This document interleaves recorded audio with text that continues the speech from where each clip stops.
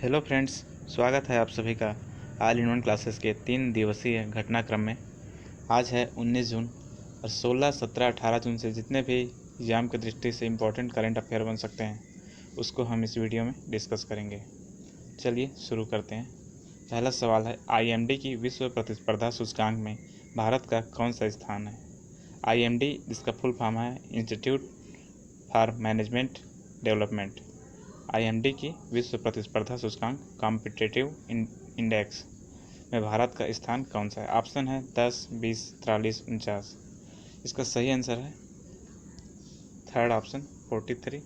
भारत का स्थान 43वां है और इसमें टॉप में है सिंगापुर और सेकंड में है डेनमार्क और अपना देश भारत 43वें स्थान पर है। तो इस सवाल से इतना ही। दूसरा है, अंकटाड की विश्व निवेश रिपोर्ट 2020 के अनुसार सर्वाधिक विदेशी निवेश पाने वाला देशों में भारत का स्थान। अंकटाड इससे रिलेटेड पिछले बार PSC 2019 PSC प्री में क्वेश्चन भी पूछा गया था, तो यह अभी इम्पोर्टेंट बन जाता है आने वाले CGPSC के एग्ज़ाम में। अंकटाड की विश्व निवेश रिपोर्ट 2020 के अनुसार सर्वाधिक विदेशी निवेश पाने वाले देशों में भारत का स्थान है 9वां स्थान है भारत का। इसमें टॉप पर अमेरिका है और भारत का स्थान है 9वां। सेकेंड आंसर सही है, सेकेंड ऑप्शन। डीप एक्स क्या है? कोरोना टेस्ट उपकरण है, मिसाइल उपकरण है, खाद्य पदार्थ है, कृत्रिम हृदय।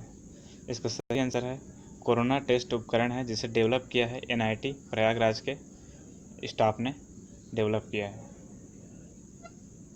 इसका अगला सवाल है, खेल रत्न के लिए नामित होने वाली सबसे युवा खिलाड़ी कौन है? पृथ्वी जायसवाल, हिमा दास, मनिका बत्रा, रानी रामपाल। इस वर्ष 2020 के लिए खेल रत्न के लिए नामित होने वाले सबसे युवा खिलाड़ी इस बार के हैं सेकेंड ऑप्शन जो दिखाई दे रहा है हिमा दास यही इसका सही आंसर। हिमा दास ही खेल रत्न के लिए नामित होने वाली सबसे युवा खिलाड़ी हैं इस वर्ष की। और ये जो तस्वीर पर दिखाई दे रही है यही है हिमा दास। ये एक तेज़ धाविका हैं, बहुत सारे रिकॉर्ड इनके नाम हैं 400 मीटर में रनिंग के लिए।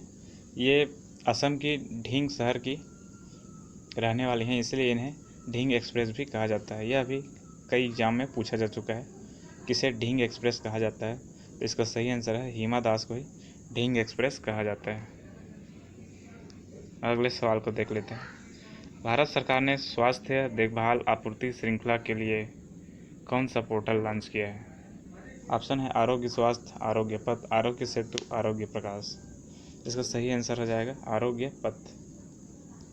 भारत सरकार ने आरोग्य पथ को लॉन्च किया है स्वास्थ्य देखभाल आपूर्ति श्रृंखला के लिए। छठवां सवाल है, महाराष्ट्र के लोनार झील का पानी का रंग गुलाबी हो गया है, यह किस जिले में है? महाराष्ट्र में एक झील है लोनार झील। इसका उत्पत्ति माना जाता है कि किसी उल्का पिंड के टकराने से पृथ्वी में टकराने से इसका निर्माण हुआ है और इसका आकार है एकदम अंडाकार है, गोला टाइप हल्का। तो इसके जो पानी है इसका रंग गुलाबी हो गया है अचानक से। तो यह अचानक ही बहुत ही ज़्यादा चर्चा में है देश के वैज्ञानिकों के लिए भी और विदेशी वैज्ञानिकों के लिए भी।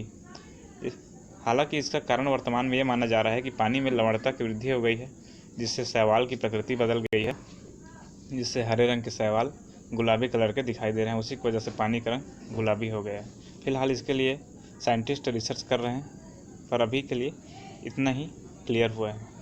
इसका सही आंसर है बुल्ढाना जिला है महाराष्ट्र का, वहीं है यह लोनार झील। इसी का रंग इसका पानी का रंग गुलाबी हो गया है। यह बहुत ही मोस्ट इम्पॉर्टेंट करंट अफेयर है वर्तमान आने वाले परीक्षाओं की दृष्टि से, इसे याद रखिएगा। ये है लोनार झील। इस तरह से पानी का रंग लाल हो गया है, जो दिखाई दे रहा है यही अंडाकार का ये झील है। ये जो पानी की तस्वीर है जिसमें पानी गुलाबी रंग की दिखाई दे रही है। अब देख लेते हैं सातवां सवाल, गलवान घाटी किस राज्य या केंद्र शासित प्रदेश में है? यह बहुत ही ज़्यादा चर्चित है क्योंकि भारत और चीन के बीच में गलवान घाटी में ही विवाद चल रहा है, जिसमें एक हिंसक झड़प हुआ जिसमें 20 जवानों के शहीद हो जाने की खबर है, जिसमें छत्तीसगढ़ के कांकेर से भी एक जवान हैं जो शहीद हो गए हैं। तो इसका सही आंसर है गलवान घाटी लद्दाख केंद्र शासित प्रदेश में है। आठवां सवाल है, हाल ही में भारत किसका अस्थायी सदस्य बना है? ऑप्शन है संयुक्त राष्ट्र सुरक्षा परिषद, विश्व व्यापार संघ, संयुक्त राष्ट्र व्यापार संघ। इसका सही आंसर है संयुक्त राष्ट्र सुरक्षा परिषद। संयुक्त राष्ट्र महासभा की सुरक्षा परिषद का 8वां बार भारत अस्थायी सदस्य बना है। यह भी आने वाले एग्जाम की दृष्टि से बहुत ही इम्पोर्टेंट करेंट अफेयर है। अंतर्राष्ट्रीय योग दिवस 2020 का विषय क्या है? अंतर्राष्ट्रीय योग दिवस पिछले PSC 2018 में पूछा गया था कि किस तिथि को अंतर्राष्ट्रीय योग दिवस मनाया जाता है, तो इसका सही आंसर है 21 जून। और इसका थीम है इस वर्ष 2020 के अंतर्राष्ट्रीय योग दिवस का।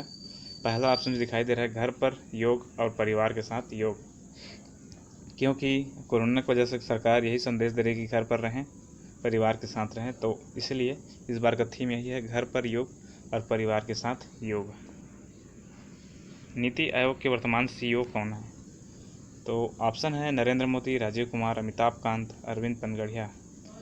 नीति आयोग के वर्तमान में CEO हैं अमिताभ कांत, और इसके अध्यक्ष हैं, भारत के प्रधानमंत्री होते हैं इसके अध्यक्ष नरेंद्र मोदी जी हैं, और इसके उपाध्यक्ष हैं राजीव कुमार, और इसके भूतपूर्व उपाध्यक्ष हैं अरविंद पनगड़िया। अब देख लेते हैं, ये हैं अमिताभ कांत, नीति आयोग के CEO, एक इंडिया के IAS ऑफिसर हैं। अब देख लेते हैं छत्तीसगढ़ के करंट अफेयर्स के बारे में। छत्तीसगढ़ सरकार द्वारा BPL कार्डधारियों को निःशुल्क प्रदान किया जाएगा। ऑप्शन है उड़द दाल, अरहर दाल, चना दाल और मूंग दाल। तो वर्तमान में भूपेश सरकार ने घोषणा किया है कि जो BPL कार्डधारी हैं उनको 1 किलो अरहर दाल मुफ्त में प्रदान किया जाएगा। तो इसका सही आंसर है अरहर दाल। लद्दाख के गलवान घाटी में छत्तीसगढ़ के किस वीर जवान को शहादत मिली है?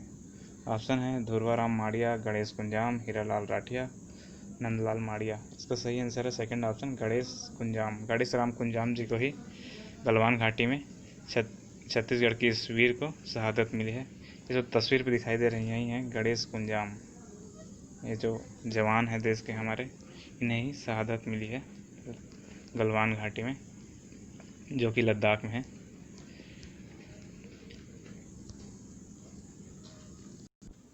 अगला सवाल है, दिल्ली सरकार की तर्ज पर छत्तीसगढ़ का पहला सरकारी स्कूल बनेगा इंग्लिश मीडियम का। छत्तीसगढ़ का पहला इंग्लिश मीडियम का सरकारी स्कूल बनेगा। दिल्ली सरकार ने जिस तरह से डेवलप किए हैं अंग्रेजी माध्यम के स्कूलों को सरकारी, उसी तरह छत्तीसगढ़ सरकार भी इंग्लिश मीडियम के सरकारी स्कूल को उसी तर्ज पर विकसित करना चाहती है। इसके लिए छत्तीसगढ़ का पहला सरकारी स्कूल अंग्रेजी माध्यम का बनने वाला है धर्मपुरा, रायपुर में, जो 2 एकड़ कैंपस में बनेगा। अगला सवाल है, प्रदेश में कितने नए सहकारी बैंकों का प्रस्ताव है? तो प्रदेश में छत्तीसगढ़ में 4 नए सहकारी बैंकों का प्रस्ताव है, जो रायपुर और दुर्ग संभाग में 2-2 सहकारी बैंकों का प्रस्ताव है। तो छत्तीसगढ़ से इतना ही। हमारे इस YouTube चैनल पे हर 3 दिवसीय करंट अफेयर्स की वीडियो अपलोड की जाती है। इसमें भारत, विदेश और छत्तीसगढ़ से रिलेटेड करंट अफेयर अपलोड किए जाते हैं। अगर वीडियो अच्छा लगे तो लाइक करें, सब्सक्राइब करें, दोस्तों को शेयर करें। धन्यवाद।